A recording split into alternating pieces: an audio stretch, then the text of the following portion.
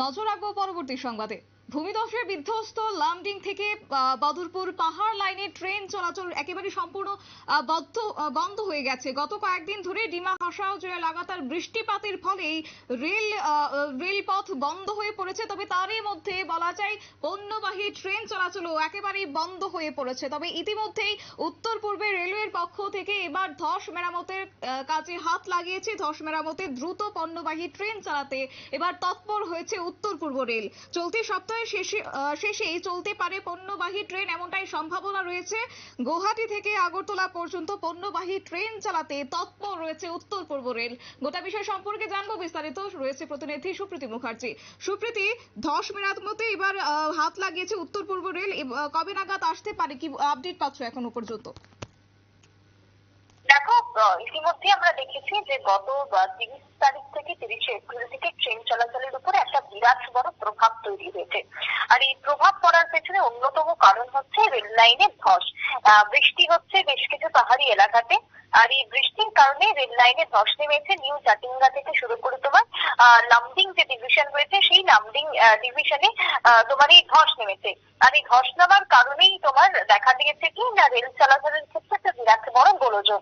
তবে কাজ চলছে দ্রুত গতিতে এবং ধীরে ধীরে পরিস্থিতি স্বাভাবিক হচ্ছে। তাই অতি তাড়াতাড়ি বা সাম্প্রতিককালে রেল চলাচল যে স্বাভাবিক হয়ে যাবে সে কথাও কিন্তু বলা হচ্ছে। কিন্তু সব থেকে বড় যেটা দেখা যাচ্ছে, এই রেল লাইন বন্ধ থাকার কারণে বা এই ধস নেমে যাওয়ার কারণে তোমার সব থেকে বড় প্রভাব পড়ছে এই রাজ্যের ক্ষেত্রে নিত্য প্রয়োজনীয় সামগ্রীর যে লরি বা যে ট্রাক রয়েছে, পণ্য বোঝাই গাড়ি, সেই গাড়ি আসার ক্ষেত্রে বেশ কিছু ক্ষেত্রে দেখা যাচ্ছে কি যে দাঁড়িয়েই থাকছে সেই সমস্ত লরি বা ট্রাক। বিশেষ করে অসময়ে সেই সোনাপুরের সমস্ত পেট্রোলের যে গাড়ি, সেই গাড়ি শয়ে শয়ে আটকে থাকার কারণে রাজ্যের বুকে দাঁড়িয়ে কিন্তু একটা কৃত্রিম ভাবে পেট্রোলের সংকট দেখা দিয়েছে।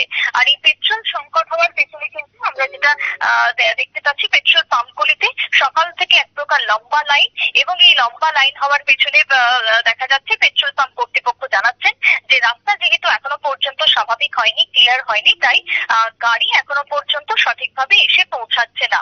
যতক্ষণ না পর্যন্ত দেখো এই তেল বোঝাই গাড়ি এসে পৌঁছাবে, ততক্ষণ পর্যন্ত এই সংকট কিন্তু এক প্রকার চলতেই থাকবে রাজ্যের পেট্রোল পাম্পগুলিতে। অন্যদিকে যদি তোমাকে বলি, ইতিমধ্যেই যে সমস্ত বাজারের যে নিত্য প্রয়োজনীয় সামগ্রী রয়েছে, সেখানেও কিন্তু একই রকমের একটা সংকট। কোথাও কোথাও কালোবাজারি, কোথাও কোথাও দাম বাড়িয়ে দেওয়া, সেই ছবিও কিন্তু দেখা দিয়েছে। তার সঙ্গে রেল লাইনের কাজ সেটাও চলছে দ্রুত গতিতে। লাইন সারাইয়ের কাজ চলছে, কারণ অধিকাংশ লাইন কিন্তু জলের তলায় চলে গেছে। আর মাটি ধসের কারণে, পাহাড়ি মাটি ধসের কারণে একটা রেল লাইনের ক্ষেত্রে বিরাট বড় প্রভাব। অন্যদিকে যে টানেলগুলি রয়েছে, আগরতলা থেকে গুয়াহাটি পর্যন্ত যে তোমার 21টা টানেল রয়েছে, সেই টানেলের মধ্যে দেখা যাচ্ছে যে 14 নম্বর যে টানেল রয়েছে বা 18 নম্বর যে টানেল রয়েছে, সেই টানেলগুলোর ভেতরে বিশাল ক্ষতিগ্রস্ত হয়েছে, যার কারণে বিপদ হতে পারে ট্রেন চলাচল করলে। তবে পরিস্থিতি স্বাভাবিক হচ্ছে, এবং এই পরিস্থিতি স্বাভাবিক হলেই রাজ্যের যে সংকট এই মুহূর্তে দেখা দিয়েছে, যে উৎকণ্ঠা দেখা দিয়েছে, সেটাও ধীরে ধীরে স্বাভাবিক হয়ে যাবে, সে কথাই কিন্তু জানিয়ে দিয়েছে উত্তর পূর্ব রেল। শ্রমিকদের ক্ষেত্রে কিছুটাও কাজ করতে গিয়ে সমস্যায় পড়তে হচ্ছে, কারণ যেহেতু বর্তমানে একটা প্রাক বর্ষার মৌসুম রয়েছে, তাই যতই তারা কাজ করুক না কেন দ্রুত গতিতে, দেখা যাচ্ছে কি যে আবারও বৃষ্টি হচ্ছে, আবারও ধস নামছে, আবারও জল জমে যাচ্ছে। তাই সেই জায়গাতে কাজ করতে গিয়েও একটা বেগ পোহাতে হচ্ছে। এই সমস্ত কারণেই এখন বর্তমানে রেল পরিষেবা এবং সড়ক পরিষেবা একেবারে ব্যাহত হয়ে পড়েছে। পরিস্থিতি মোকাবিলা চলছে দ্রুত গতিতে নর্থ ইস্ট রেলওয়ের পক্ষ থেকে, যেটা জানানো হয়েছে। শতাব্দী। একদমই সুপ্রীতি, ধন্যবাদ তোমাকে। বিস্তারিত তুলে ধরলো আমাদের প্রতিনিধি সুপ্রীতি মুখার্জি। এবং এই ঘটনার পরিপ্রেক্ষিতে কার্যত অসমে ধস নামার কেন্দ্রে এক প্রকার বলা যায় রাজ্যে এক প্রকার জ্বালানির সংকট দেখা দিয়েছে, এবং সেই ক্ষেত্রে ইতিমধ্যেই যেটা জানাচ্ছে উত্তর পূর্ব রেলওয়ের পক্ষ থেকে দ্রুত সেই ধস মেরামতের কাজে হাত লাগিয়েছে। দ্রুত পণ্যবাহী ট্রেন চলতি সপ্তাহের শেষেই ঢুকতে চলেছে বলে খবর রয়েছে। নিয়ে নিচ্ছে ছোট একটি বিজ্ঞাপন বিরতি, সঙ্গে থাকুন।